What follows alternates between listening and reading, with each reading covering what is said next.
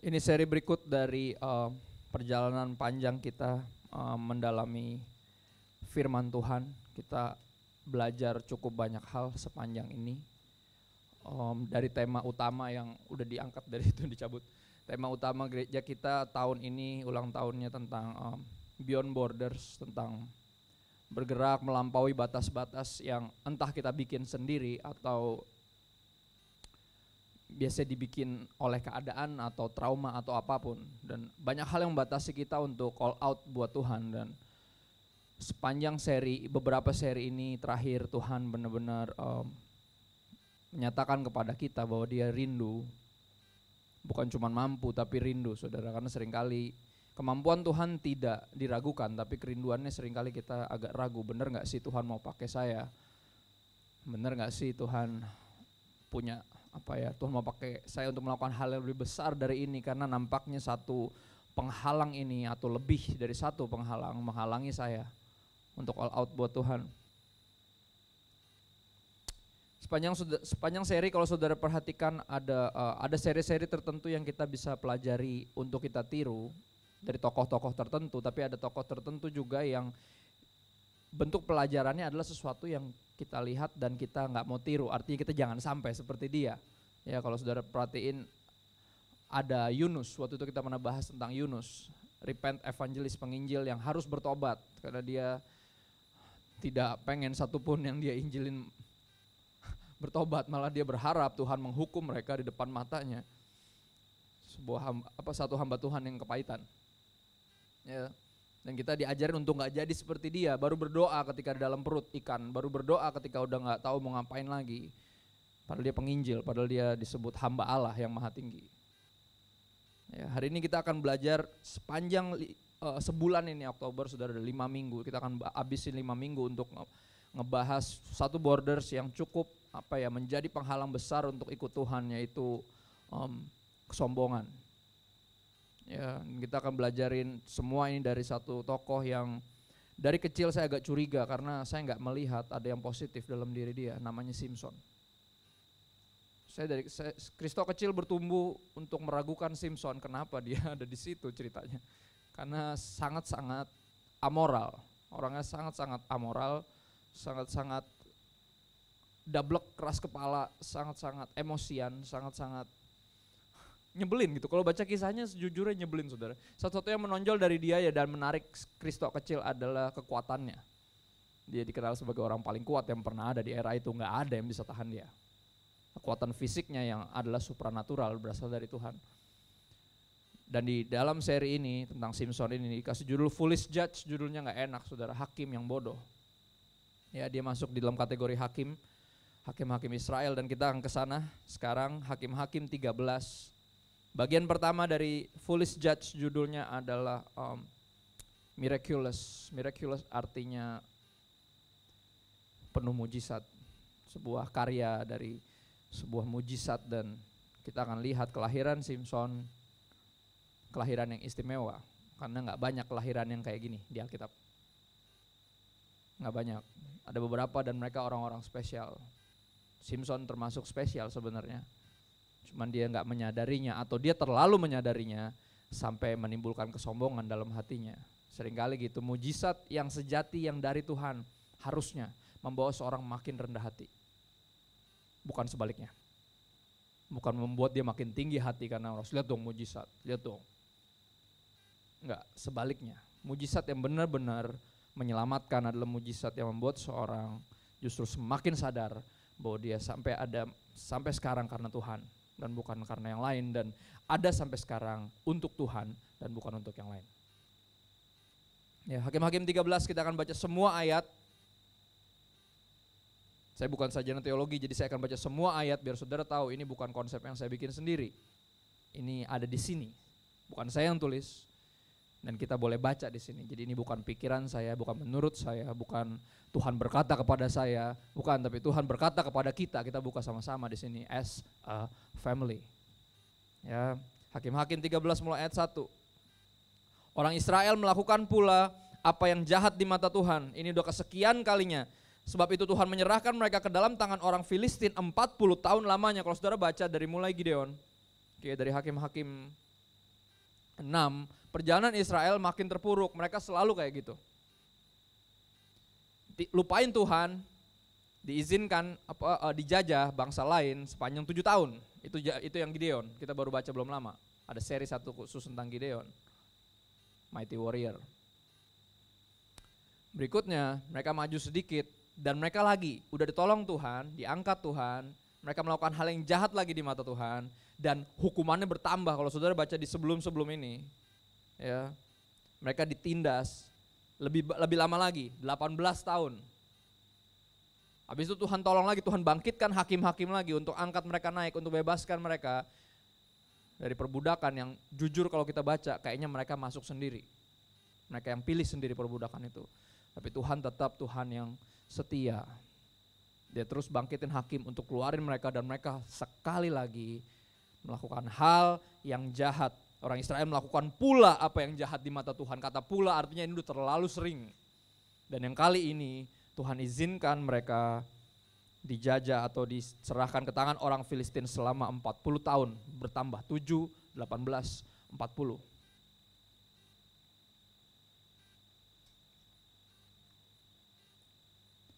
Tapi sekali lagi Tuhan.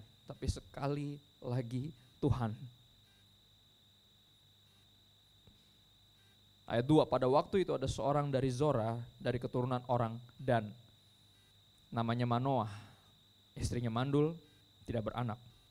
Ayat 3, dan malaikat Tuhan menampakkan diri kepada perempuan itu dan berfirman kepadanya demikian. Memang engkau mandul, tidak beranak, tetapi engkau akan mengandung dan melahirkan seorang anak laki-laki. Sebagai Kristen dari kecil, ketika baca ayat-ayat kayak gini, saya langsung ingat Yesus. Malaikat datang kepada Maria, engkau akan mengandung seorang anak laki-laki. Kata-kata yang hampir sama persis. Ayat 4, oleh sebab itu, menarik, peliharalah dirimu, jangan minum anggur atau minuman yang memabukkan dan jangan engkau makan sesuatu yang haram. Ya, engkau akan mengandung, melahirkan seorang anak laki-laki, tapi pelihara dirimu. Malaikat ngomong sama calon ibunya, si calon ibu ini. Ayat 5, alasannya, sebab engkau akan mengandung dan melahirkan seorang anak laki-laki.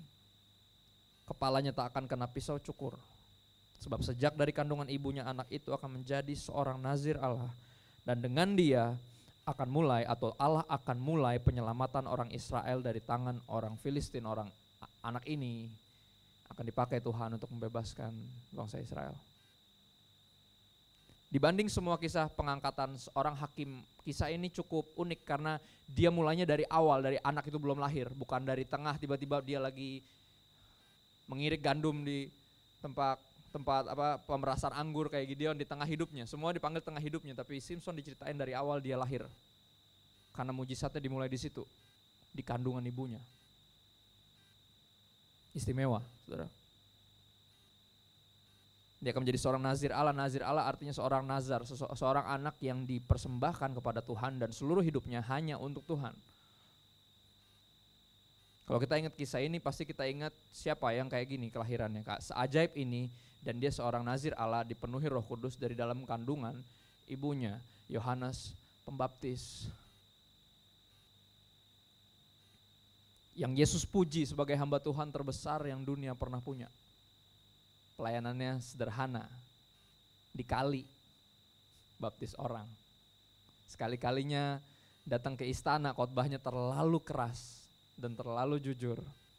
Berakhir di penjara dan dipenggal. Yang menurut kisah-kisah legendaris dari ministry para hamba-hamba Tuhan yang besar, kayaknya dia mati konyol, saudara, karena kurang peka. Kurang bisa ngelihat keadaan, kapan mesti ngomong sesuai dengan yang ada keadaannya. Enggak, dia ngomong sesuai yang Tuhan mau. Dan biasanya kalau orang ngomong sesuai yang Tuhan mau, yang dengar biasanya gak mau. Keinginan roh berlawanan dengan keinginan daging, dan dia kayaknya mati konyol. Tapi percayalah saudara, kalau kita hidup buat Tuhan, kita gak akan pernah mati konyol. Gak akan pernah.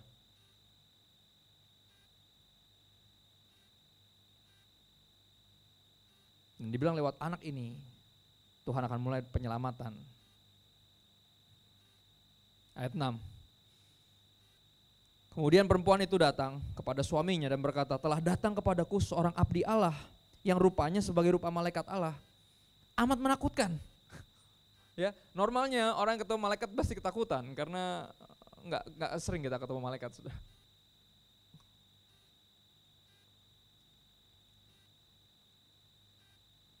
Tidak kutanyakan dari mana datangnya dan tidak juga diberitahukannya namanya kepadaku. Tetapi ia berkata kepadaku, engkau akan mengandung dan melahirkan seorang anak laki-laki. Oleh sebab itu janganlah minum anggur atau minuman yang memabukkan dan janganlah makan sesuatu yang haram. Sebab sejak dari kandungan ibunya sampai pada hari matinya anak itu akan menjadi seorang nazir Allah, akan menjadi hamba Tuhan yang dikhususkan untuk melayani Tuhan. Bernazar, nazar artinya janji. Anak yang dijanjikan, anak yang dipersembahkan, didedikasikan untuk Tuhan. Ayat 8, lalu Manoah memohon kepada Tuhan, katanya, ya Tuhan, berilah kiranya abdi Allah yang kau utus itu datang pula kepadaku, pada kami, dan mengajar kami apa yang harus kami perbuat kepada anak yang akan lahir itu. Sebuah permohonan yang harusnya dimiliki semua orang tua yang akan memiliki anak. Tuhan, please tell us kita mesti ngapain. Bukan hanya karena mereka belum pernah punya anak, tapi karena mereka tahu anak ini adalah anak Tuhan, bukan anak mereka. Untuk tujuan itu kita tanya Tuhan, mesti gimana nih? Kirimkan abdi Allah yang kau utus itu datang pula kepada kami dan mengajar kami apa yang harus kami perbuat kepada anak yang akan lahir itu. Ayat 9, maka Allah mendengarkan permohonan Manoah, sehingga malaikat Allah datang pula kepada perempuan itu ketika ia duduk di padang. Dan ketika Manoah suaminya itu tidak ada bersama-sama dengan dia. Ini aneh banget ayatnya. Dia minta Tuhan kirim abdi Allah tapi dikirimnya selalu pas dia lagi gak ada. Atau kenapa? Bahkan ketika Tuhan ngabulin, oke dikirim lagi tuh malaikat. Pas dia benar-benar lagi gak ada di situ lagi. Sekali lagi gak ada.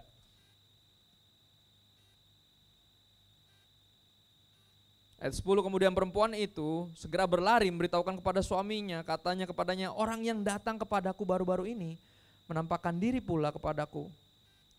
Lalu bangunlah Manoah dan mengikuti istrinya. Setelah sampai kepada orang itu, berkatalah ia kepadanya, engkaukah orang yang telah berbicara kepada perempuan ini? Jawab malaikat Tuhan itu, benar. Lalu kata Manoah, dan apabila terjadi yang kau katakan itu, kalau emang benar nanti akhirnya istriku punya anak, bagaimanakah nanti cara hidup anak itu dan tingkah lakunya? Dia nanya lagi, pertanyaan yang sama. Ya. Bagaimanakah nanti cara hidup anak itu dan tingkah lakunya? Jawab malaikat itu kepada Manoah, perempuan itu harus memelihara diri terhadap semua yang kukatakan kepadanya. Janganlah ia makan sesuatu yang berasal dari pohon anggur atau minuman yang memabukkan tidak boleh diminumnya, dan sesuatu yang haram tidak boleh dimakannya. Ia harus berpegang pada segala yang kuperintahkan kepadanya. Unik, dibilang gimana caranya gedein anak ini? Jaga dirimu. Loh, kok orang tuanya yang diatur cara hidupnya? Gimana cara gedein anaknya? Jaga dirimu. Menarik. Satu hal yang kita pelajari tentang kesombongan. Kesombongan itu homemade. Kesombongan itu homemade. Anak akan menghormati apa yang orang tua hormati. Anak akan andalkan apa yang orang tua andalkan. Apakah kita menghormati Tuhan sungguh-sungguh atau hanya sekedar beragama?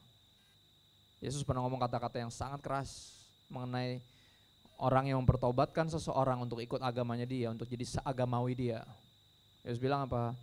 Dia akan jadi 2 kali lebih jahat daripada kamu. 2 kali lebih agamawi daripada kamu. 2 kali anak neraka daripada kamu. Wow. Menarik, dia nanya lagi gimana cara gedeinnya nanti. Jaga dirimu. Istrimu harus jaga dirinya. Dan pasti juga kamu harus jaga istrimu untuk menjaga dirinya. Dan kamu juga jaga dirimu. Kesombongan homemade. Gak enak emang terimanya. Tapi kenyataannya seperti itu. Orang tuanya mengandalkan uang, anaknya cenderung akan mengandalkan uang. Mencintai uang, anaknya akan bertumbuh untuk mencintai uang tanpa sadar hal-hal sederhana macam kayak, kamu sekolah yang bener dong. Ini tuh gak murah. Oh gak murah, oke. Gak murah. Dari kecil sebelumnya mundur dikit, di rewind sedikit ketika dia minta mainan yang mahal dan kita akhirnya beliin somehow, terus dia mainin cuma sekitar 10 menit, terus udah gak dimainin lagi. Kita bilang, itu dimainin dong. Itu belinya kan mahal, udah dibeli mahal-mahal gak dimainin. Udah disekolahin mahal-mahal malah bolos. Udah dibeliin baju mahal-mahal malah gak dipakai. Mahal-mahal, mahal-mahal, mahal-mahal, mahal-mahal. Itu nih kepada dia, orang tuanya selalu mengukur segala sesuatu pentingnya atau tidak pentingnya, segala sesuatu berdasarkan harganya. Dan itu yang di kepalanya, dia akan bertumbuh jadi orang yang taunya cuman kalau ini mahal berarti ini bagus dan ini penting. Dia akan jadi cinta uang tanpa dia sadar. Kita membesarkan seorang yang cinta uang hanya karena kita selalu ngedumel hal sesuatu yang kita rasa lu harus belajar menghargai ini karena ini mahal. Dari hal yang kayaknya nggak negatif, emang itu harus kita berapa kali harus ajarin anak kita ini berharga, apa yang kita punya ini berharga, jangan sia-siakan, ini tuh mahal. Tapi seringkali itulah yang ada, spirit itu yang kita tularin, penghormatan kita kepada orang juga berdasarkan itu seringkali akhirnya.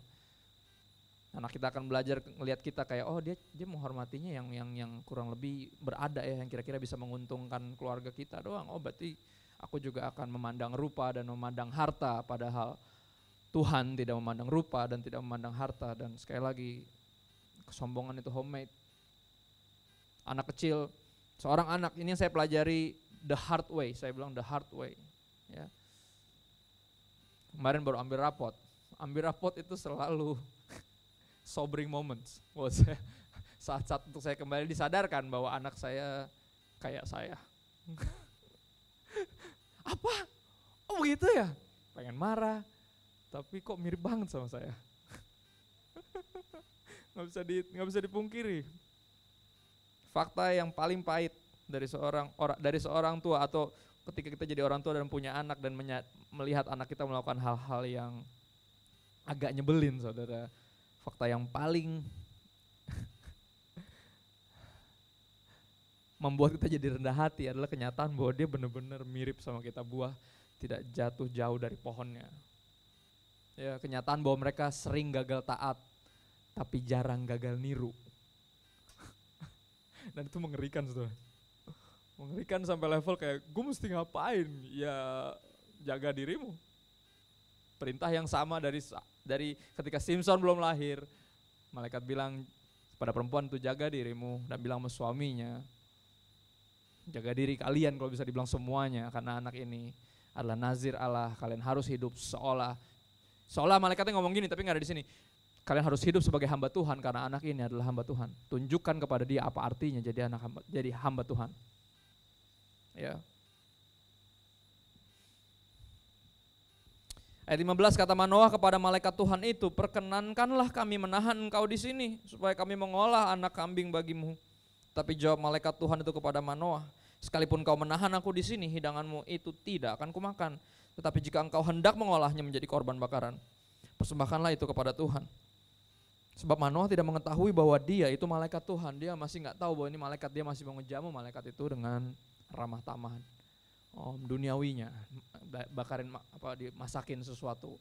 Dia masih nggak tahu bahwa ini malaikat Tuhan. Dia pikir ini hamba Tuhan, dan itu mental yang benar, saudara, untuk memperlakukan semua hamba Tuhan. Kita harus kayak gitu. Sopan santun yang kita pelajari dari zaman Abraham. Ini udah kitab kesekian dari era Abraham. Abraham menjamu malaikat-malaikat Tuhan itu. Bahkan Lot menawarkan untuk nginep di sini. Ayo nginep di sini. Jangan tidur di lapangan, nggak jelas. Sini nginep di tempat kita. Dan itu yang saya lihat orang tua saya lakukan kepada semua hamba Tuhan, dari yang udah jadi atau yang setengah jadi. Maksudnya ngerti setengah jadi. Ketika dia masih jadi pengerja dan rantau dari daerah, dan orang tua saya udah memperlakukan mereka dengan hormat. Karena mereka juga mulai dari situ, kan orang tua saya juga mulai dari humble beginnings, dari bukan siapa-siapa, orang yang ditampung di sini, diajakin makan sama bapak ini, sama dosen itu, sama om ini. Dan akhirnya saya belajar besar untuk belajar menghargai hamba Tuhan. Walau beberapa hamba Tuhan sulit untuk dihargai, saudara, karena tingkah lakunya yang gak mencerminkan hamba Tuhan.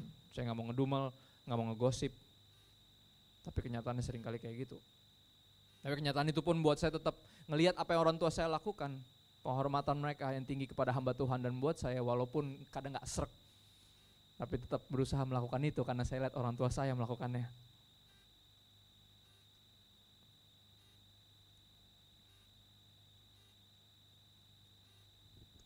Ayat 17, kemudian berkatalah Manoah kepada malaikat Tuhan itu, siapakah namamu?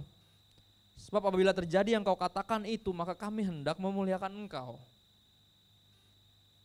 Tetapi jawab malaikat Tuhan itu kepadanya, mengapa engkau juga menanyakan namaku? Bukankah nama itu ajaib? Bukankah nama itu ajaib? Berlawanan sama Shakespeare yang ngomong. Apalah arti sebuah nama? Oh, sangat berarti, sampai level tertentu beberapa orang dengan kepercayaan tertentu rela ganti nama anaknya atau ganti namanya sendiri. Karena entah namanya terlalu berat,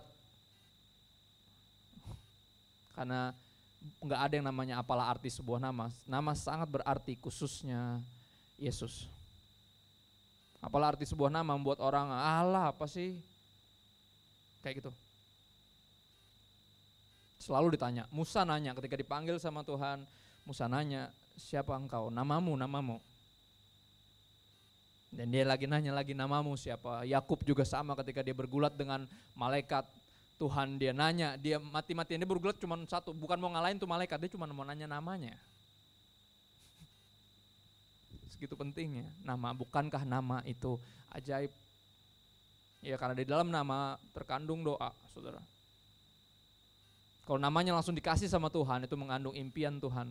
Tapi kalau namanya diberikan oleh Tuhan kepada kita, sama, itu impian Tuhan yang adalah impian orang tuanya juga. Nama itu selalu doa.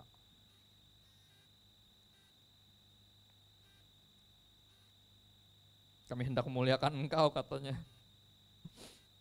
Ayat 19, sesudah itu Manoah mengambil seekor anak kambing dan korban sajian, lalu mempersembahkannya kepada Tuhan di atas batu. Lalu diperbuatnya keajaiban, diperbuat oleh malaikat itu. Menarik, malaikat itu dicatat di sini huruf N-nya gede, dan ini bukan cuma malaikat biasa, ini Tuhan sendiri, bisa dibilang kayak gitu. Gideon disamperin oleh Tuhan sendiri, Abraham disamperin oleh Tuhan sendiri, dan orang tua dari Simpson disamperin oleh Tuhan sendiri. Itu Tuhan yang ada di situ dalam wujud malaikat atau jadi manusia, dan kita bisa lihat ini Yesus. Yesus nggak mulai muncul ketika dia baru lahir dari perut Maria, dia udah ada di perjanjian lama, dan ini salah satunya. Dari berjalan-jalan di taman ketika hari petang, ketika hari sejuk, dari situ sampai di titik ini, Tuhan menunjukkan dirinya bahwa dia beserta kita, Immanuel. Dia bukan Tuhan yang jauh, dia Tuhan yang ada di sini dalam keseharian kita. Lalu diperbuatnya keajaiban sementara Manoah dan istrinya memandanginya. Sedang nyala api itu naik ke langit dari mezbah, maka naiklah malaikat Tuhan dalam nyala api mezbah itu. Wow. Gak kebayang saya secara visual seperti apa. Dibuat keajaiban artinya gini, mereka lagi buat korban bakaran, bisa jadi belum mulai dibakar, tiba-tiba apinya udah nyala duluan. Karena malaikat Tuhan melakukan itu. Tuhan melakukan itu, tanda-tanda ajaib yang Gideon minta. Dan dibilang ketika nyala apinya lagi naik, persembahan lagi naik, dia ikut naik bareng api itu. Ketika Manoah dan istrinya melihat hal itu, sujudlah mereka dengan mukanya sampai ke tanah. Sejak itu malaikat Tuhan tidak lagi menampakkan diri kepada Manoah dan istrinya. Catat kata-kata ini karena gak akan dia muncul lagi untuk kasih tahu apa yang harus dilakukan untuk dealing with this boy right here, Simpson.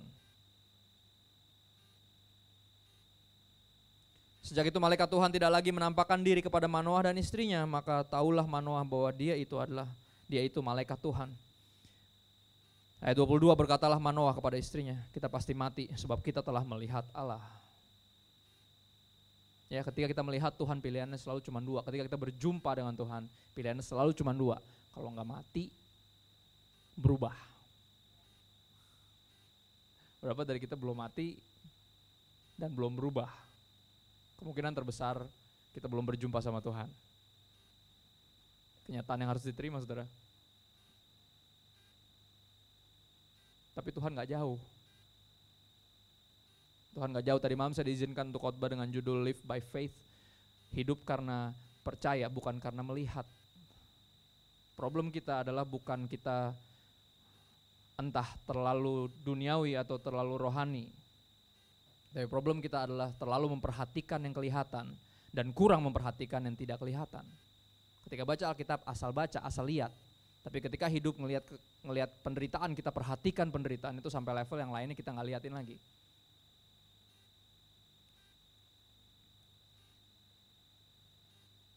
Kita pasti mati sebab kita telah melihat Allah.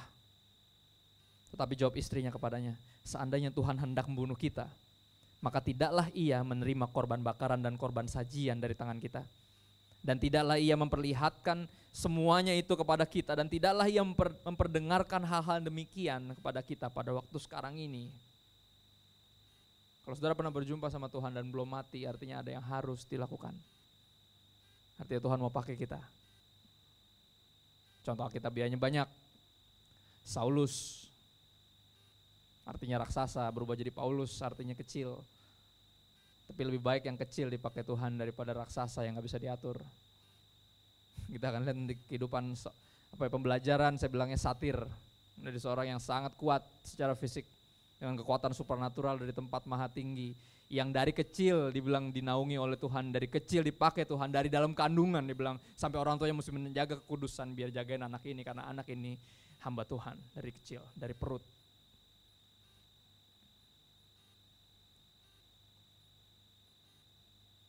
Ada seorang nabi di perjanjian lama namanya Yesaya, dia berjumpa dengan Tuhan dan dia bilang mati gua najis bibir, bukan arti tukang gosip. Apa yang dari mulut keluar dari hati. Maksud dia adalah dia seorang yang benar-benar walaupun nabi, hidup agamawinya sempurna tapi hatinya juga pasti pernah benci, pasti pernah pahit, pasti sebenarnya pengen melakukan sesuatu yang gak boleh dilakukan. Karena agama gak menyentuh sampai sini saudara. Dia cuma menyentuh yang di luar-luar doang. Beberapa kita gak melakukan hal yang jahat karena takut masuk neraka. Jarang yang gak melakukan hal yang jahat karena mengasihi Tuhan. Jadi sebenarnya pengen tapi takut konsekuensinya. Tapi Roh Kudus dikasih dalam hati untuk mengubah hati kita. Sehingga bukan karena kita gak boleh, tapi karena kita tidak ingin. Keinginannya yang digeser. Itulah kenapa kita Pentakosta, kenapa kita sangat menjunjung tinggi kehadiran Roh Kudus dalam hidup. Karena tahu, Paulus bilang, dalam diriku sebagai manusia tidak ada sesuatu pun yang baik. Makanya kalau ada yang bagus dalam diri kita, kita harus berani bilang, beautiful in me is you. Yang indah dalam diriku hanya Engkau Tuhan.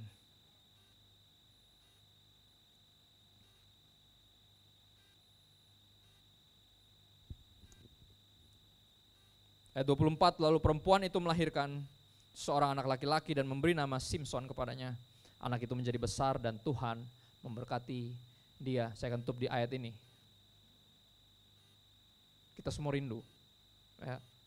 Anak kita bukan cuma lahir dengan mujizat kayak gini, tapi juga hidup sebagai hamba Tuhan yang diberkati Tuhan. Tentunya. Tapi sekali lagi, pride is homemade, kesombongan itu dibuat di rumah. Dan beberapa anak kita udah cukup besar dan kita lagi bingung sekarang mesti gimana. Mesti gimana untuk membuat anak ini rendah hati. Untuk ingat bahwa semua dari kelahiran dia sampai seluruh kehidupan dia, penyertaan hidupnya, sepanjang hidupnya adalah penyertaan Tuhan, bahwa semua ini anugerah Tuhan. Gimana cara ngingetin dia? Kayaknya udah telat. Tapi gak ada yang telat selama Tuhan belum datang dan anak itu belum mati. Ada kesempatan untuk kita belajar mengingatkan dia bahwa ini semua karena Tuhan. Nah, it's all him. Ceritain lagi kelahiran dia dulu. Ceritain lagi apa firman Tuhan yang datang kepada kita ketika kita lagi mengandung dia. Nah, ngeliat dia tumbuh besar, apa yang Tuhan taruh di kepala kita. Kalau kita tidak didapati sebagai orang tua yang itu, gak ada yang telat untuk mengucapkan maaf. Nah, sorry papa gagal jadi orang tua yang semestinya, yang kasih panutan buat kamu untuk menghargai Tuhan, tapi please hargai Tuhan. Sekarang yuk gereja yuk. Yuk gereja yuk. Atau sebaliknya, saya melayani di anak muda udah cukup lama saudara. Beberapa anak muda, bukan beberapa, sebagian besar anak muda harus menyeret orang tuanya ke gereja. Wow. Karena dulu saya kecil, saya diseret ke gereja, saudara. Dan mereka harus nyeret orang tuanya ke gereja.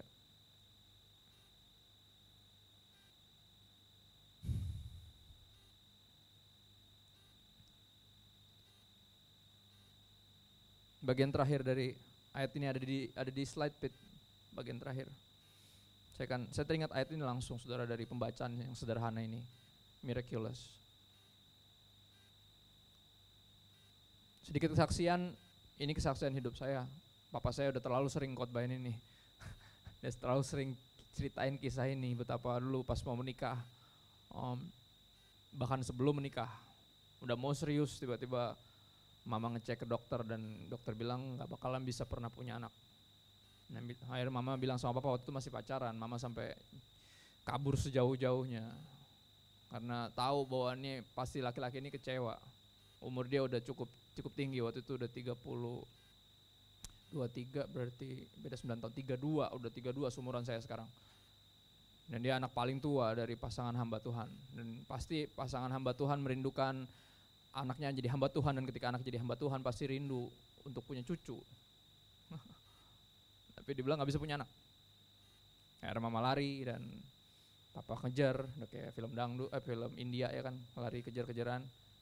Dan dia bilang nggak bisa punya anak, katanya ya udah kalau nggak bisa punya anak kita bisa ambil anak nanti.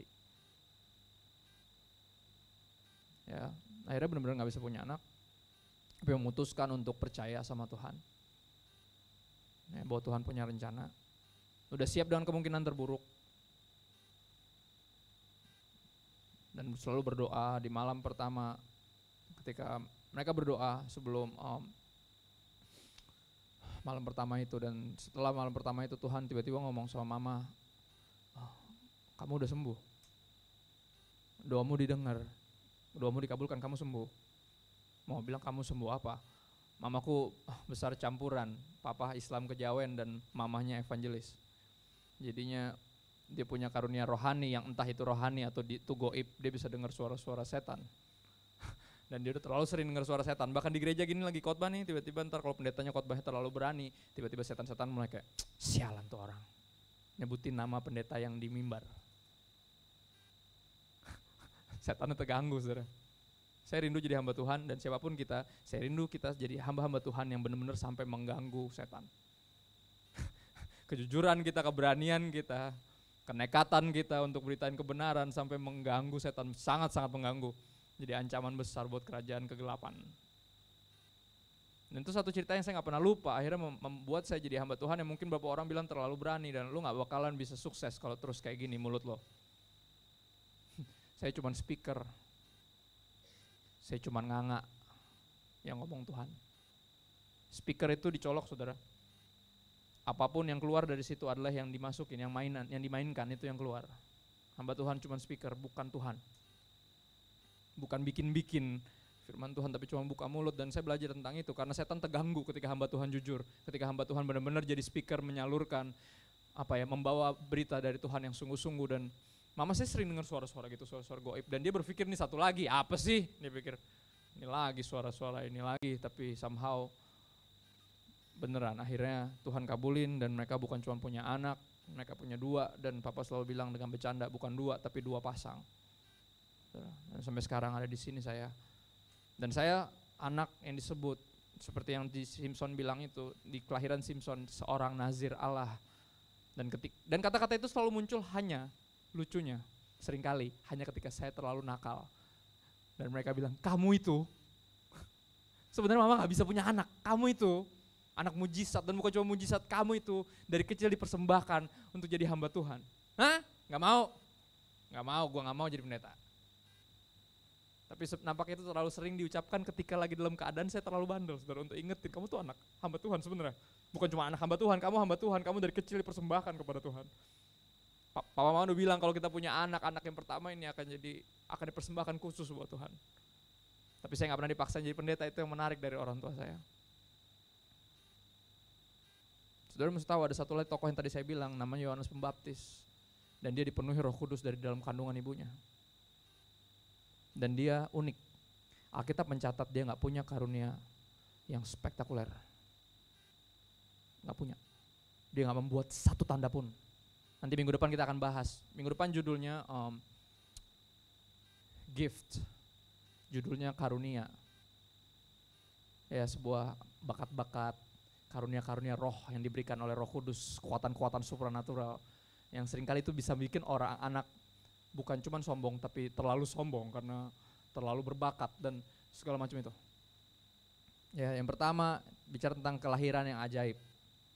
Saya percaya semua anak kelahirannya ajaib. Saudara yang punya anak tahu persis itu ajaib banget, saudara, dari kecil banget. Tiba-tiba jadi tiba-tiba keluar terus kayak tiba-tiba jadi gede banget, sekarang udah gede banget, lebih gede dari kita, kayak keajaiban demi keajaiban demi keajaiban di depan hidung kita sendiri kita lihat. Tapi terus untuk ingatkan anak itu untuk gak sombong, terus ingetin dia, kamu tuh ajaib, kamu tuh papa mama minta dalam doa, kamu tuh jawaban doa papa mama. Jadi anak itu akan selalu bukan bertumbuh jadi sombong, tapi bertumbuh jadi ingat bahwa Tuhan punya rencana dalam hidup dia. Jangan segan untuk terus ngomong gitu. Jangan cuma puji dia ketika dia berprestasi. Karena memuji anak ketika dia berprestasi seringkali membuat dia ngerasa mencapai sesuatu dan dia berhak untuk sombong karena ini pencapaian dia. Betul, ingetin bahwa semuanya dari Tuhan. Ajarlah seorang anak cara hidup yang patut baginya. Amplified Bible tulis menarik. And in keeping with his individual gift or bent. Jadi ketika anak kita tahu punya karunia khusus, punya ketertarikan khusus, kita harus membesarkan dia sesuai dengan ketertarikan itu. Ada cara khusus untuk melakukan anak yang misalnya punya bakat menyanyi, atau dia punya bakat untuk memimpin. Kita harus benar-benar membesarkan dia, bukan asal ngegedein doang seperti orang tua kita ngegedein kita atau yang kayak gitu, karena tiap anak punya individual gift or bent yang berbeda, kecenderungan, bent itu kecenderungan. Ajarlah seorang anak cara hidup yang patut, yang sesuai baginya. Maka sampai masa tuanya ia akan hidup demikian. Ya, berbicara dengan individual gift or bent, nanti minggu depan kita akan bahas secara khusus. Bahwa semua karunia ini, semua talenta ini dari Tuhan dan mestinya buat Tuhan. Ini bukan dikasih, ini dipercayakan, suatu saat nanti akan ada pertanggungjawaban dari ini semua. Tapi yang paling ironis dari kisah ini, kayaknya orang tua ini gagal, dua-duanya. Nggak tahu entah ibunya akhirnya minum minuman keras, saya juga nggak paham, kan itu yang dilarang. Atau mereka membesarkannya seperti ala kadarnya dan lupa untuk ngingetin. Gini, satu hal, kelahiran ajaib juga terjadi dalam hidup tentunya Yesus, jagoan kita, Tuhan kita. Kelahiran Yesus juga sama, tapi bedanya Maria nggak mandul. Bedanya Maria masih perawan tapi harus punya anak. Malaikat juga datang. Ya. Kalau si Yohanes Pembaptis sama persis, orang tuanya udah tua dan mandul, dua-duanya tiba-tiba malaikat datang dan bilang akan punya anak. Dan bahkan ketika membesarkan Yesus, ini yang terjadi. Ya, Yesus kecil, nggak kecil, ABG. Ya, umur 12 itu udah ABG banget. Umur 12 sempat hilang, ya, sempat hilang dan mereka balik lagi ke Yerusalem nyari kemana anak ini. Anak-anak ini nyangkut. Mereka pergi untuk beribadah waktu itu, perjalanannya cukup lama dan mereka balik kayak, loh mana dia? Kok nggak ada? Kirain sama saudara-saudara lagi jalan bareng dan satu rombongan, tapi itu nggak ada. Dicari 3 hari lamanya nggak ketemu. Nah, akhirnya ketemu di gereja. Saudara mesti tahu kenapa dicarinya sampai lama, karena orang tuanya kayaknya membesarkan dia dengan cara yang umum. Artinya ya udah ini anak yang bertumbuh besar dan agak mulai lupa bahwa anak ini anak Tuhan dan dia punya panggilan khusus, punya tugas khusus. Membesarkannya kayaknya agak ala kadarnya. Makanya ketika dicari sampai 3 hari, karena apa? Umumnya anak laki-laki umur 12 gak akan ditemukan di gereja. Kalau zaman sekarang paling di warnet nyangkutnya. Paling di mall, di tempat-tempat mainan, 12 masih main-main lah ya. Nampaknya Maria dan Yusuf mencari Yesus di semua tempat kecuali gereja, karena gak pernah berpikir bahwa anak umur segini akan mulai tertarik, akan mulai sungguh-sungguh ikut Tuhan. Tapi Yesus kecil nyangkut di situ.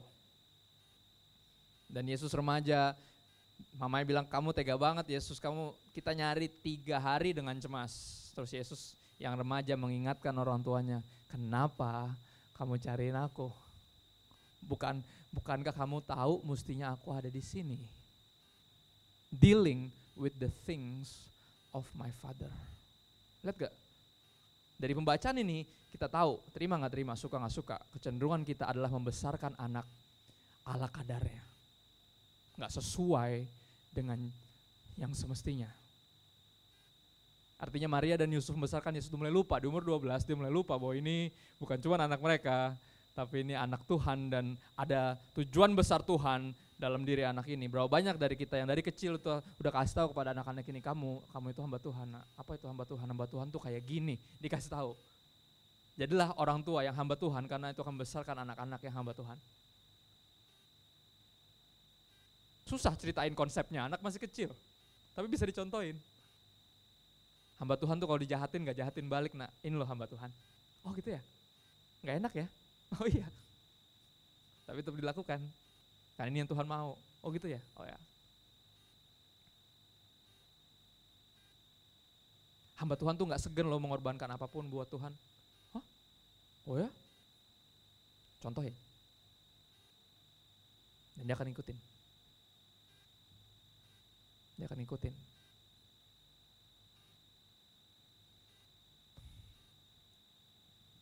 Sekali lagi fakta yang gak enak kita pelajarin saat ini adalah pride is homemade.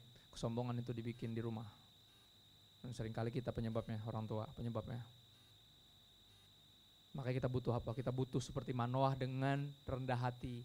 Berdoa kepada Tuhan, Tuhan kirimkan lagi abdi Allah itu. Ajarkan kami. Boleh dimundurin sedikit di slide sebelum terakhir. Saya ulang lagi ayat ini saudara. Ya Tuhan, ajar kami apa yang harus kami perbuat kepada anak yang akan lahir itu.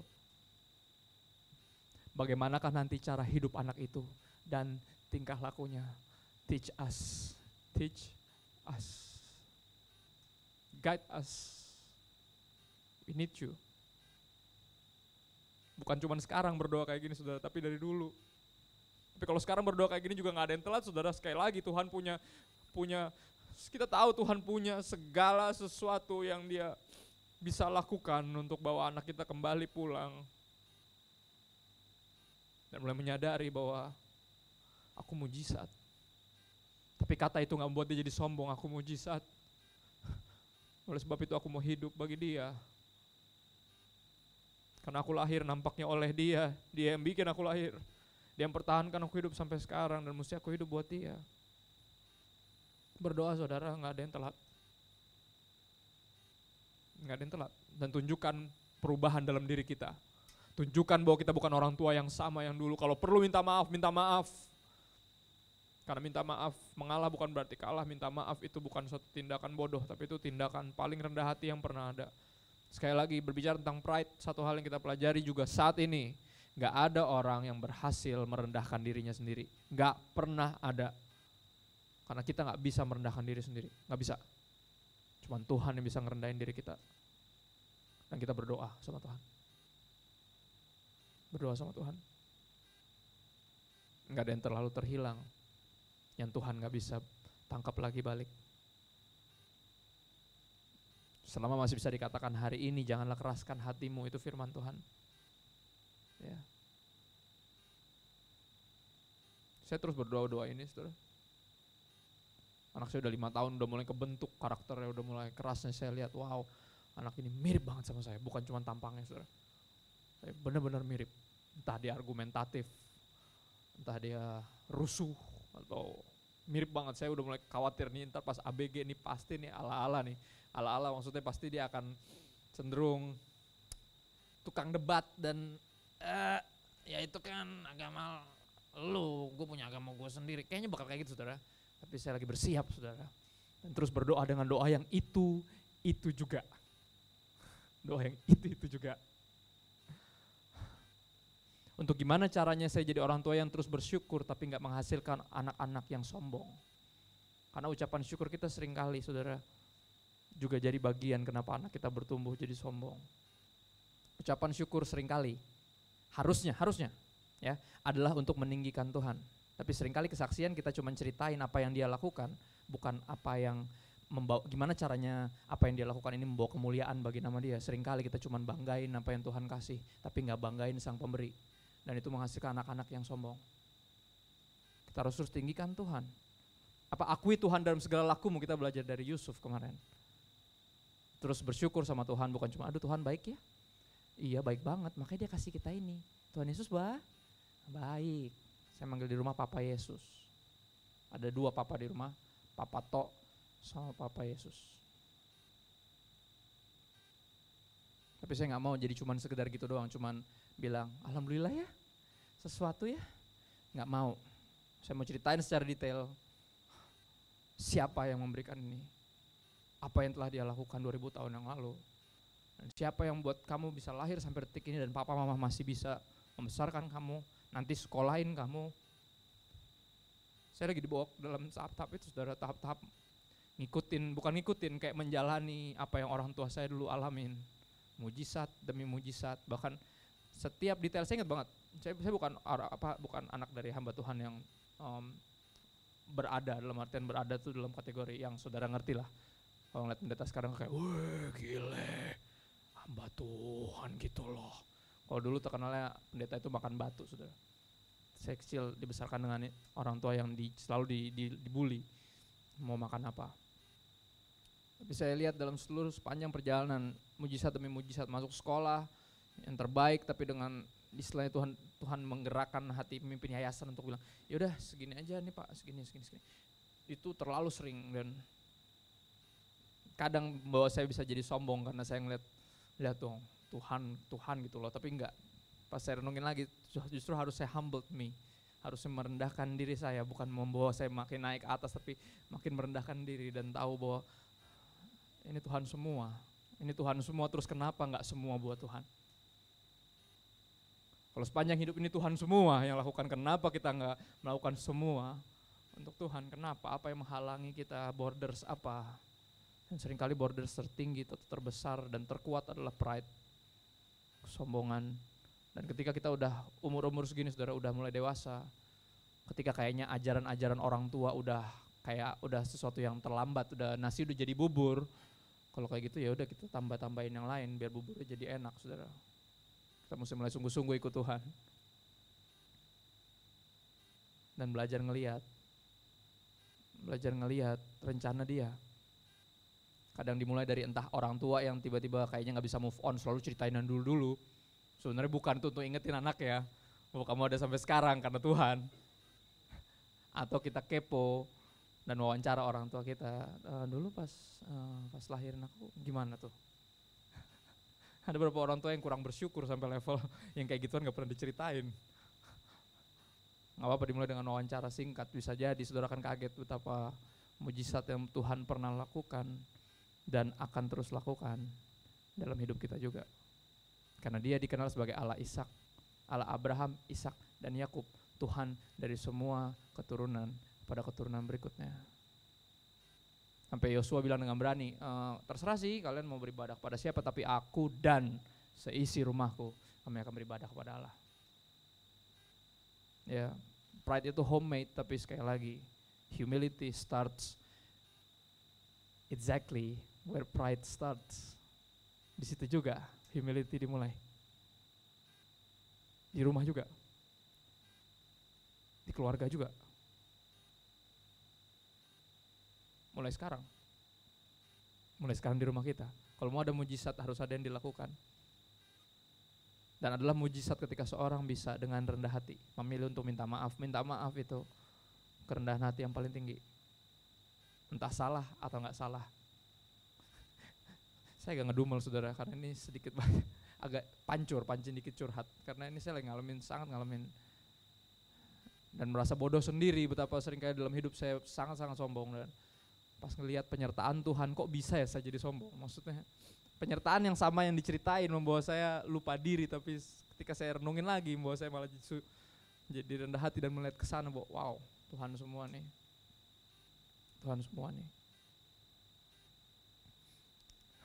Kemarin saya baca, saya agak gedubel sedikit. Saya kemarin baca ada satu tulisan kayak percakapan antara orang tua dengan anaknya berasa udah siap merit, sudah. Terus dia bilang, "Pak, aku udah siap merit nih, ini calonku gini-gini, aku udah tabunganku udah cukup dan segala macam." Oke, minta maaf. Hah? Kenapa? Minta maaf aja. Kenapa? Ya minta maaf aja. Kenapa minta maaf? Minta maaf. Gini, kalau kamu belum siap minta maaf dan masih bertanya kenapa, Sebelum kamu siap minta maaf ketika kamu rasanya nggak bersalah, kamu nggak siap menikah. Karena menikah akan dipenuhi itu, nanti kita akan minta maaf, bukan harus. Walaupun kita nggak ngerasa salah, sekali lagi, karena itu bagian dari rekonsiliasi. Bagian dari rekonsiliasi untuk lebih dulu dengan rendah hati bilang, I'm sorry. Tahu nggak salah kamu? Enggak sih. Tapi whatever it is, I'm sorry. I love you, dan ini bukan siapa yang salah dan siapa yang benar. I'm sorry. Karena pasti ada alasan untuk minta maaf. Pasti ada satu, ke bahasa Arabnya, kekhilafan kita sebagai orang tua. Pasti ada. Dan gak ada yang telat untuk bilang maaf. Karena bisa jadi rekonsiliasi dimulai dari kata sederhana itu. Kata yang penuh kerendahan hati. I am sorry.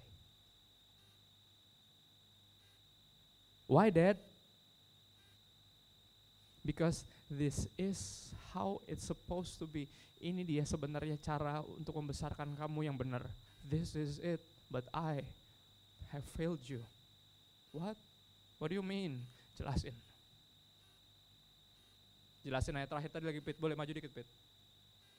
Bro, maju terakhir, slide terakhir, bro. Ayat yang tadi. Terakhir, ayat terakhir, bagian terakhir. Slide terakhir, Pit, tolong, Pit. Bingung dia. This is it, how it's supposed to be. Ajarlah seorang anak cara hidup yang patut baginya. Kenapa, Pak? Kenapa minta maaf? Ini yang patut sebenarnya. Ceritain.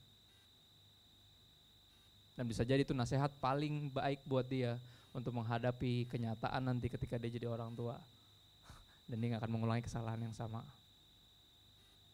Kita berharap biar buah jatuh jauh dari pohonnya. Kalau kita tahu kita pohon yang gak baik. Saya akan dengan jujur bilang, saya bukan yang paling baik. Dan saya berharap kasih karunia Tuhan membawa dia lebih keren, jauh lebih keren dari saya. Dia dipakai sama Tuhan jauh, mereka dipakai sama Tuhan jauh lebih powerful dari saya.